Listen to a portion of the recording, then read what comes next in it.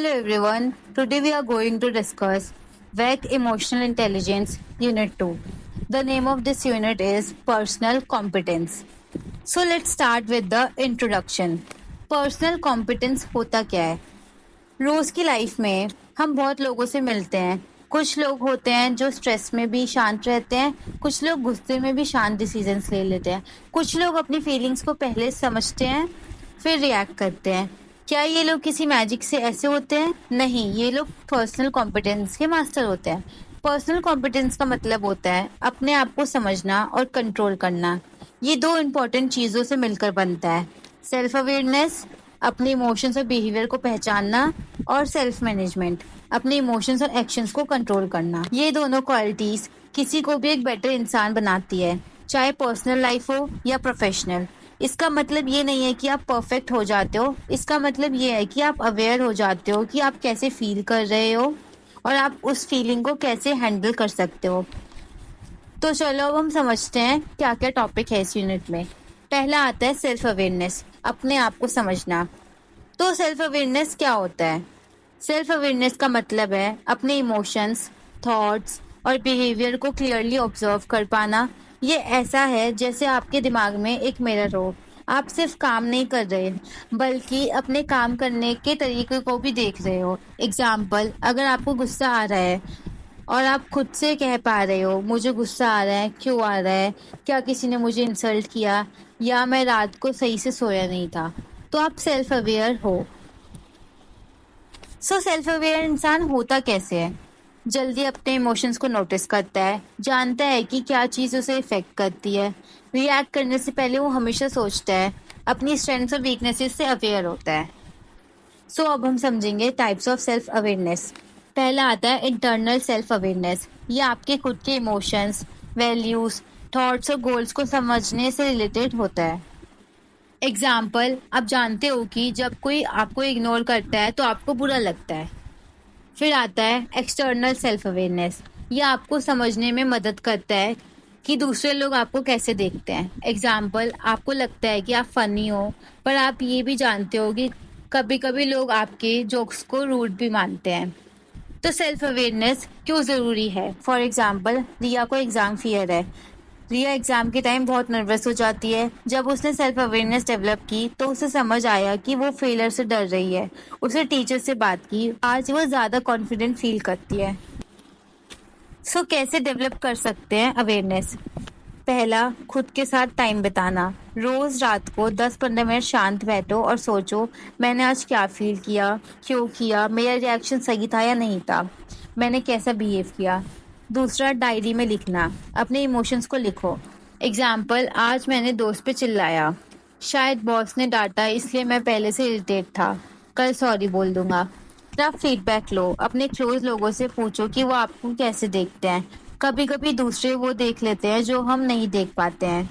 उसके बाद mindfulness practice करो. जब खाना खाओ तो सिर्फ खाना खाओ, जब किसी की बात सुनो तो सिर्फ सुनो. इससे आप प्रेजेंट मोमेंट में रहते हो और ज़्यादा अवेयर होते हो. फिर बॉडी सिग्नल्स को ऑब्जर्व करो. हाथ कांप रहे हैं तो हो सकता है कि आप डर रहे हो. सीने में टाइटनेस हो रही है तो हो सकता है स्ट्रेस हो. बॉडी सिग्नल्स भी इमोशंस बताते हैं. तो आप अपने स्ट्रेंथ्स और वीकनेसेस को जानो.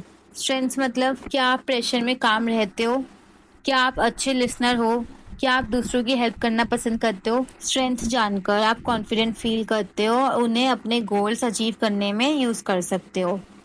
वीकनेसेस, क्या आप जल्दी पेशेंस लूज करते हो, क्या आप जेलस फील करते हो, क्या आप रिस्पॉन्सिबिलिटी से डरते हो.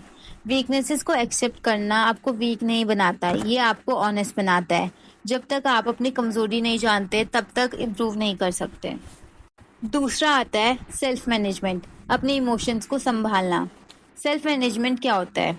अगर आपको गुस्सा आ रहा है और आप चिल्लाने की जगह डीप ब्रेथ लेकर पीसफुली बात करते हो तो आप सेल्फ मैनेजमेंट कर रहे हो. सेल्फ मैनेजमेंट का मतलब अपने इमोशंस को दबाना नहीं है बल्कि उन्हें हेल्दी तरीके से एक्सप्रेस करना होता है. अब हम समझेंगे importance of self management. Example, Karan का गुस्सा. करण को गुस्सा जल्दी आता है. एक बार उसने कॉलेज में टीचर पे चिल्लाया, लेटर उससे बुरा लगा, फिर उसने डीप ब्रीदिंग स्टार्ट की और अब कामली प्रॉब्लम्स हैंडल करता है.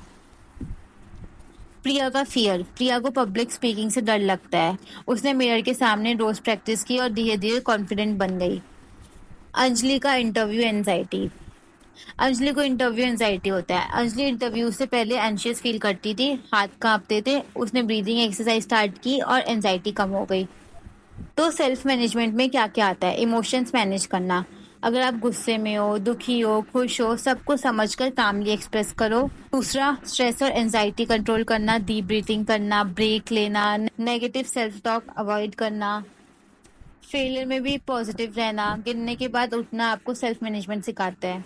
रिस्पॉन्सिबल रहना, अपनी गलती मान लो, दूसरों को ब्लेम मत करो, गलती से सीखो। तो आप सेल्फ मैनेजमेंट कैसे इम्प्रूव कर सकते हो? पहला, breathing exercise. 4 seconds deep breath लो, 4 सेकेंड्स होल्ड करो, 4 सेकेंड्स स्लोली छोड़ो। तो अगर आप ये 4-5 बार करोगे तो आपका स्ट्रेस कम होगा। दूसरा, ग्रेटिट्यूड प्रैक्टिस करो। रोज रात को 3 चीजें सोचो जिनके लिए थैंकफुल हो। ये आपका माइंड पॉजिटिव रखता है। तीसरा, रूटीन बनाओ। टाइम पे उठना, सही खाना, अच्छी नींद, रूटीन आपको कंट्रोल में रखता है। चौथा, ट्रिगर्स को अवॉइड करो। अगर किसी टॉपिक पे आपकी किसी इंसान से हमेशा लड़ाई होती है या हमेशा फाइट होती है तो उस टॉपिक से दूर रहो या कामली बात करो। फिर पॉजिटिव सेल्फ टॉक करो कि मैं ये कर सकता हूँ, मुझसे गलती हुई पर मैं सुधर जाऊंगा। इससे इमोशनल स्ट्रेंथ बढ़ती है आपकी। फिर आप रेगुलर एक्सरसाइज करो। बॉडी एक्टिव रहने से माइंड भी पॉजिटिव रहता है। वॉकिंग, योगा, डांस, कुछ भी करो जो मूड फ्रेश करे। तो सेल्फ मैनेजमेंट लाइफ में हर जगह इम्पॉर्टेंट है, जैसे स्कूल और कॉलेज में। एग्जाम्स में पैनिक मत हो, टाइम मैनेज करो, फीडबैक पॉजिटिवली लो। घर पर फैमिली से गुस्सा होने पर शांत रहो, हेल्थ का ध्यान रखो। वर्क प्लेस, प्रोफेशनल रहो, कलीग्स पे चिल्लाओ मत, सीखने के लिए ओपन रहो। तो self awareness plus self management एक सुपर पावर होती है। अगर आपको पता है कि आप इंटरव्यू के पहले नर्वस हो जाते हो तो उसको सेल्फ अवेयरनेस बोलते हैं। तो आप ब्रीथिंग एक्सरसाइज करके रेडी हो सकते हो, उसको सेल्फ मैनेजमेंट बोलते हैं। दोनों क्वालिटीज मिलकर आपको इमोशनली स्ट्रांग बनाती है। इन कंक्लूजन, पर्सनल कॉन्फिडेंस का मतलब है अपने इमोशंस को समझना, मीन सेल्फ अवेयरनेस, और वाइजली हैंडल करना, मीन सेल्फ मैनेजमेंट। अगर आप इन दोनों क्वालिटीज पर काम करते हो तो आपकी रिलेशनशिप्स इंप्रूव होंगे, स्ट्रेस में भी शांत रहोगे, डिसीजंस अच्छे लोगे, पर्सनल और प्रोफेशनल ग्रोथ होगी। परफेक्ट होने की जरूरत नहीं है, सिर्फ अवेयर और रेडी रहना है ग्रो करने के लिए। रोज छोटी प्रैक्टिस आप एक स्ट्रांग और सक्सेसफुल इंसान बन सकते हो। Thanks for watching.